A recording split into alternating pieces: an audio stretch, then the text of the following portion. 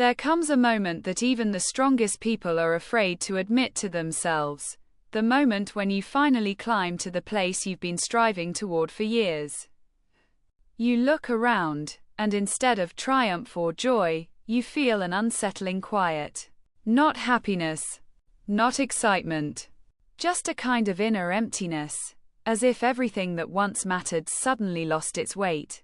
You've achieved, proved, built, and yet inside, there's nothing. And that nothing feels more frightening than any failure ever could. We are used to linking meaning with movement. We're taught that joy lives in striving, in conquering, in achieving the next goal. But eventually, there comes a time when there's nowhere left to run. And then you realize that maybe you weren't in love with life itself, but with the chase. You were addicted to the promise of happiness that was always waiting on the next summit, only to find that when you finally reach it, the summit doesn't give you meaning. Because meaning doesn't exist at the finish line, it exists in the feeling of being alive along the way.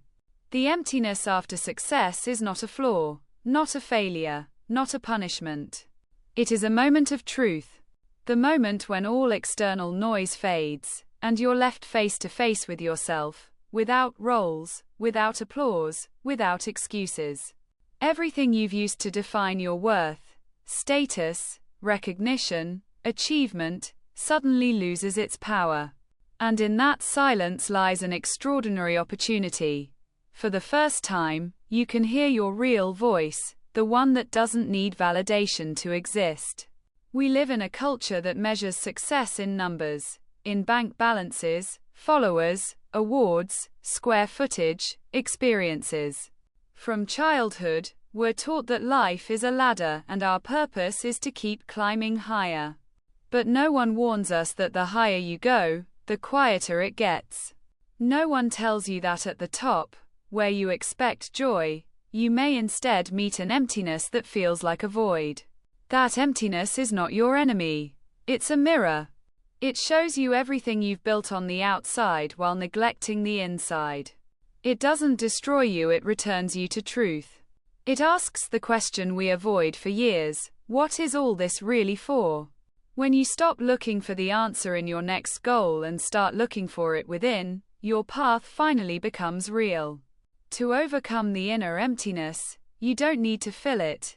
You need to understand it.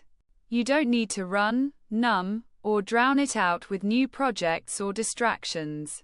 You need to pause and listen. Because within that emptiness lies something sacred, your lost connection with yourself, the part of you that exists without roles, without titles, without victories. The first step is to stop trying to prove that you're okay. Emptiness is not weakness, it's honesty. When you realize that achievement alone cannot make you whole, you are finally standing at the true beginning. Wholeness doesn't come from success, it comes from stillness. From the courage to stop performing and start feeling. The modern world doesn't like quiet. We live in a storm of noise, news, comparisons, advice, endless motivational slogans telling us to be our best selves. But maybe the goal isn't to be the best. Maybe it's to be alive. Not efficient. Not remarkable. Not admired. Just alive. Because joy doesn't live in perfection, it lives in presence. When everything you've built stops bringing joy, resist the urge to start another race. Instead, ask yourself a simple but terrifying question. What do I feel when I stop thinking about who I'm supposed to be? There's no comfort in that question, but it leads you home. Life isn't meant to be a constant celebration. Joy doesn't have to roar. Sometimes it whispers, in your breath, in a quiet morning, in a moment where you don't need to prove anything. To feel it, you must slow down. Emptiness is not the absence of meaning, it's the space where meaning can finally be born. When you stop chasing, when you stop judging every moment as good or bad, something new appears: peace. And peace is not indifference, it's trust. Trust in life's rhythm. Trust that what needs to come will come, not because you've earned it, but because you're open to it. It's strange, But in the depths of emptiness, we often discover depth itself. When there are no more goals to chase, all that remains is existence, and that's enough. You breathe, you see, you feel. And if you give that moment your full attention, without trying to turn it into something else, emptiness transforms into gratitude. Gratitude isn't the emotion of success.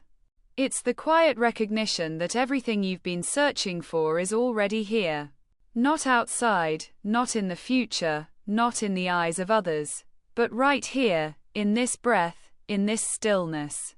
Emptiness disappears not when you fill it with action, but when you start to experience life itself as fullness.